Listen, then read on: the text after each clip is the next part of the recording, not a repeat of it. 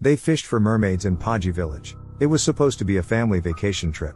We were in Paji, a small fishing village on the southeast coast of South Korea. We stayed our rainy summer days at a tiny, 2-room cabin with our local guide Mina and her mother, whom we called Mrs. Kim. Mina was a sweet young lady who went to the village high school with a grand total of 5 students and insisted that we don't call her country with the south part attached, because Koreans are all one people and the villagers couldn't give a damn about what politicians said. Mrs. Kim spoke a small bit of English, but most of our conversations went through Mina. We had chosen Paji instead of Seoul or Busan or even Jeju Island because I thought it would be a quaint little retreat from the bustling haste of city life, and because my husband Eric wanted a place where he could finally teach James how to fish. On the day we arrived, James complained about the size of our homestay in the way that 9-year-old boys tended to, but he grew quiet when Mina and Mrs. Kim carried a short-legged table laden with our dinner out from the kitchenette. Fish, rice, seaweed broth, Mina said as she set down the table and sat cross-legged on the floor. It's the quintessential meal. Don't need much more than that to be happy and healthy. The fish was a giant grilled yellowtail, one for the whole table, long and plump and crackling at its silver skin. As we ate, Eric raved about how fresh the fish was and how perfectly tender the white flesh had turned all the way through. James struggled with his chopsticks. It was my first time picking apart a whole fish like this, but Mina and Mrs. Kim taught us how to pluck out the cartilage holding the fins in place and where to watch out for tiny thorn-like bones hidden in the meat. When we had eaten our way to the yellowtail's backbone, where rows of thin, delicate ribs spread over the remaining half of the flesh, Eric grabbed the fish by its tail and started to flip it over so we could get to the other side. Mrs. Kim's eyes widened and she hastily stopped him, barking something in Korean. "Don't flip the fish," Mina translated. Eric quickly let go of the fish and let it flop back onto the plate, looking mildly embarrassed like he had offended someone at the table. "Why not?" he asked. "It's bad luck," Mina said. "If you flip over a fish on the plate, tomorrow the waves will flip over a boat out at sea." James snorted and I shot him a look. Mrs. Kim muttered something that Mina didn't bother to translate. We watched as she snapped the backbone of the fish at its head and its tail with the tips of her chopsticks and then lifted the whole thing out. A string of white needled bones like a fine-toothed comb. "When you're out here, you learn the ocean is as ancient and indifferent as any god," Mina said quietly. "Maybe you'll see for yourself. We need all the luck we can get." The next morning after breakfast, Mina and Mrs. Kim walked us out to the beach. Lined up 10 or 20 yards from the rocky shoreline were half a dozen tarpaulin canopies, and underneath them, baskets of freshly caught fish with cardboard price tags propped up next to them. Wrinkled and weather-beaten villagers cleaned the fish with deft strokes of their boning knives. When we walked by, they looked up from their work, stretched out their limbs, and called out what I assumed were greetings. We were close to the tail end of the small fish market when Eric perked up.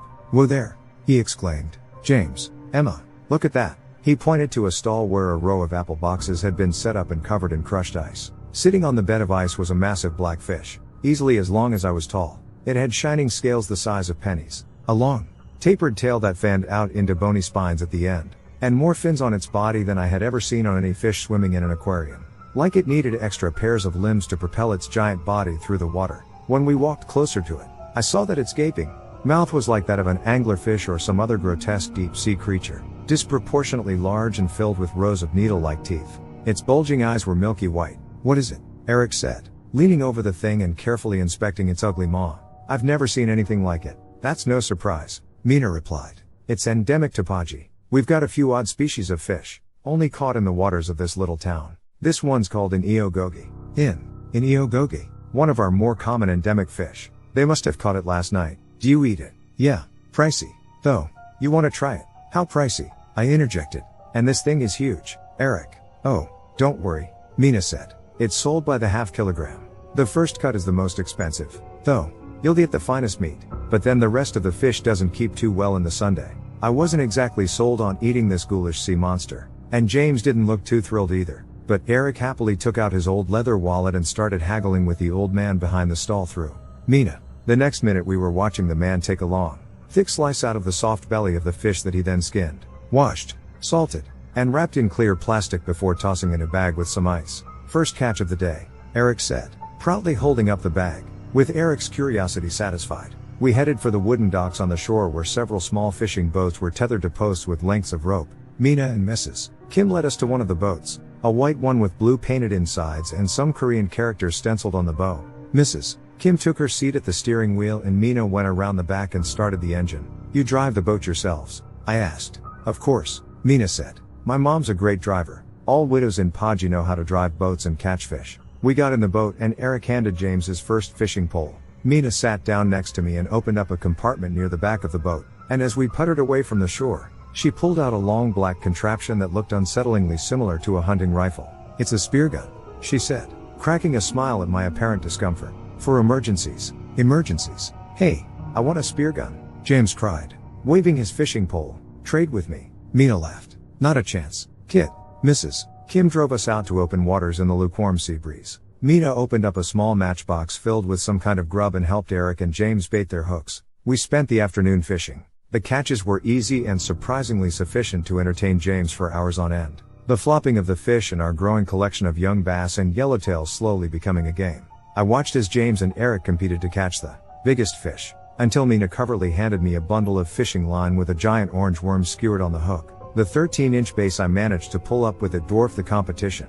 In the early evening we returned to the cabin, made a feast of our haul, and gathered around the short-legged table. As much as we were eager to taste the fruits of our labor, more than anything we were curious about the thick steaks Mrs. Kim made out of the strange and eo gogi fish. After a quick sear on the skillet, the fatty red flesh gave off a mouth-watering scent. "It's like the best tuna," Eric said through a mouthful. "Worth every penny." "Where do you catch it?" I asked. "Same old sea," Mina said. "But unless they're juvenile, they only come out at night with the other odd sea creatures of Paji. We have special boats that are strung up with tons of LED lights because they're attracted to the light. They're pretty rare, but catching it in EO is a rite of passage for every Paji fisher." "Have you caught one?" "No, a hole here. Too young for that experience. It's pretty harrowing. Night fishing is harrowing in general. Really, can really mess you up. Harrowing. My mom's caught one though," she said proudly. "Way back when we still missed my dad."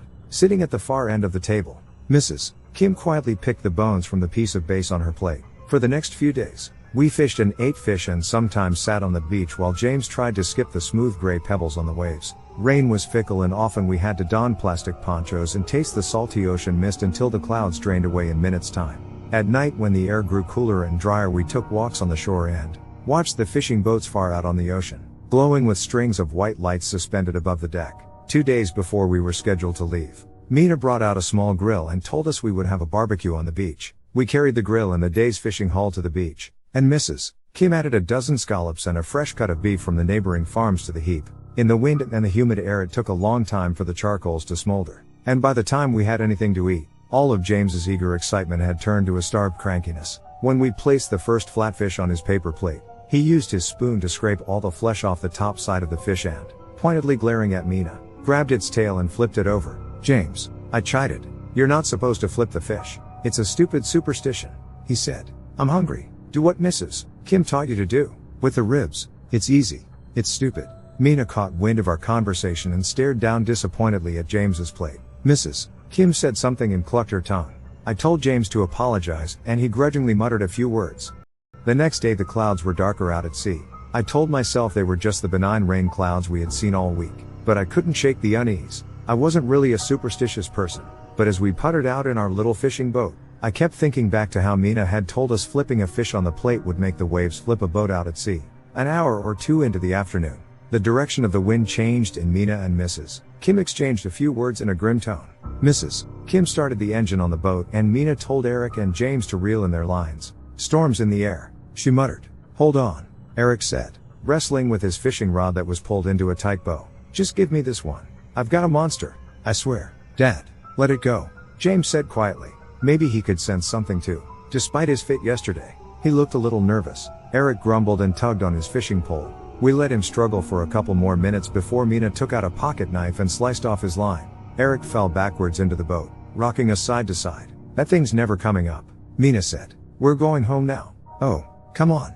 Mrs. Kim turned the boat around and we began to putter back to the distant shoreline. Behind us, I could see the sky rapidly darkening. Thick cold raindrops began to fall around us. After a few minutes of racing for the shore, we weren't too far out and I was starting to think we would make it just fine. And then the winds hit. In what seemed like the blink of an eye, the sky was full of water and the waves crested higher than the prow of our boat. Mina shouted for us to hold on as the frigid saltwater battered our faces and sloshed down our shoes. I gripped the edge of my seat tightly, a task made difficult by the wetness of everything.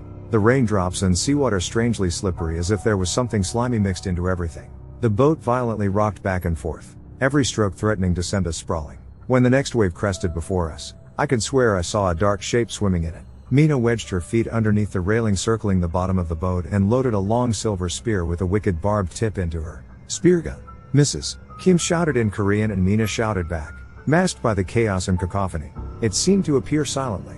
The boat tipped to the side for half a second, and a massive black fish with glistening scales shot out of the water and opened its gaping oversized maw lined with rows of needle teeth. It wasn't quite as large as the one we had seen at the market, but it still cleared 5 feet in length. I was sure. Its eyes were bright yellow with cavernous black pupils and, as the massive bulk of the creature sailed toward our boat, they seemed to scan all of us with an unnerving intelligence. The eyes settled on James a split second before the Neo Gogi slammed onto our boat, its scales slick against the seats, its spiny tail flapped wildly, its jaws thrust forward, and its needle teeth flashed as they parted and snapped shut around James's skinny legs. The boat rocked and I heard my son scream and blood splattered into the water pooling at my feet. Mina leveled the spear gun at the fish and with an ear-splitting crack the spear lodged itself into its back between the rows of fins. But the wound just made the Neo Gogi thrash and nearly dump all of us off the boat. The boat tipped dangerously and the monstrous fish slid against the slope of the seats until it slipped back into the water with a splash, taking James with it.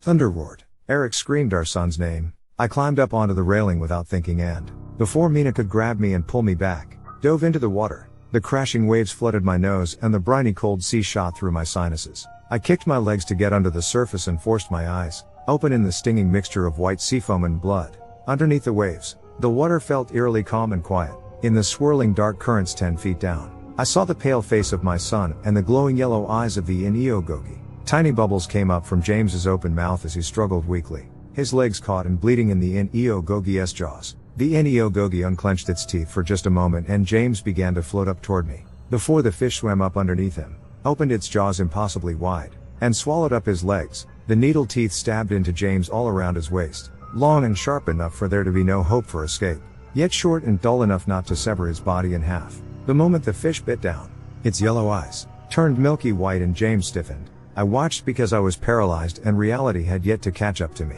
James's mouth stretched wide open and he let out an unearthly screech, a sound that somehow pierced the water though he couldn't have had any air left in his lungs. His eyes bulged and twisted and lit up like yellow lanterns. His arms spasmed, and the fish that had swallowed up the bottom half of his body thrashed like James was still kicking his legs inside its gullet. And then, after some horrible shuddering contortions, James and the creature began to move together. The fish tail and the rows of fins that had replaced James's legs cut effortlessly through the water. James blinked his yellow eyes and swept his pale bloodless arms to his sides. I reached out my hand in a desperate attempt to get to him, but his bony white face no longer seemed to recognize me. As a muted splash broke the silence from above me and warm hands grabbed my sides, James turned, flapped the fins of his fish half, and swam away into the murky black depths. We've been in Paji for close to a month now. Eric learned to fish on the nighttime boats, like all the widows and widowers of Paji did when they lost their family and loved ones to the sea. The mature Neo Gogi, the ones who have found human hosts to attach to,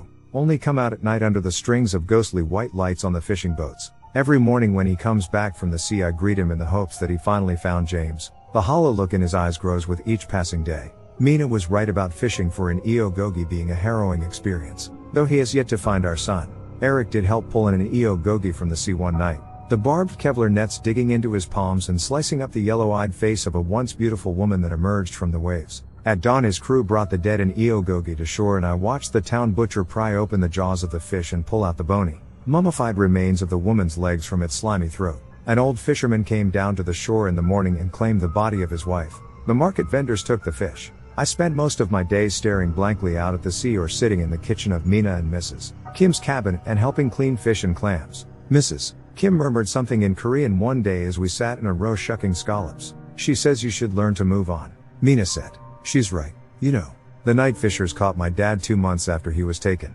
We were hopeful the whole time. Didn't want to believe what everyone told us about the monster fish. But they were right. Once the eyes turn yellow, the human inside is gone. It's better to pull it from the water and kill it before it can multiply. I nodded numbly. No one said anything until we had gone through the entire basket of scallops. It was the fish, I muttered. The fish he flipped over. On the plate, wasn't it? Mina shrugged. Sometimes we just need something to blame. Why do you eat the stuff? The monsters. The Neo. You can just call it mermaid meat. That's what it means. Anyway, the mermaid meat. Why do you eat it? Mina set aside the basket of scallops and fiddled with her shucking knife, like the question had never occurred to her. Maybe it's our own way of fighting back. she finally said. A cheeky little way of saying we won't give in. The ocean is cruel, Mrs. Gray. It takes from us what it wants and doesn't care if it breaks our hearts. Why would it? Outside the window in the distance, the sounds of the sea whispered on the rocky shore. In the weeks that I had spent in the village, their song had grown familiar. I couldn't leave. Not with James somewhere out there. After all, Mina said softly, all of our hearts will belong to the waves in the end. I thought the mermaids were just huge fish. I didn't expect them to just nom on a human and posses the body.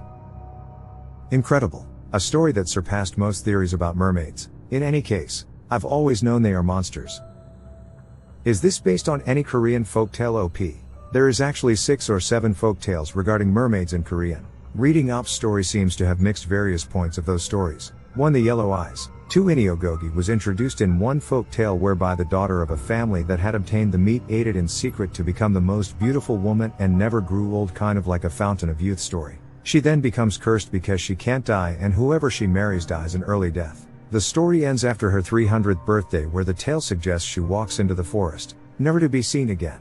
Overall a very good adaptation of what our folklore has written about mermaids, so who knows? OP may be telling the truth. Other than that, a story about a fisherman who never had any luck catching fish, who then netted a beautiful mermaid, only to feel sorry looking into her eyes. He tosses her back into the sea. From that day forth he would catch too much fish day by day, to which he believed the act of kindness was being returned. There is also a similar folktale in Japan as too. Also in Japanese lore, mermaids Ningyo are believed to be fish with human faces, and catching a mermaid was believed to bring storms and misfortune.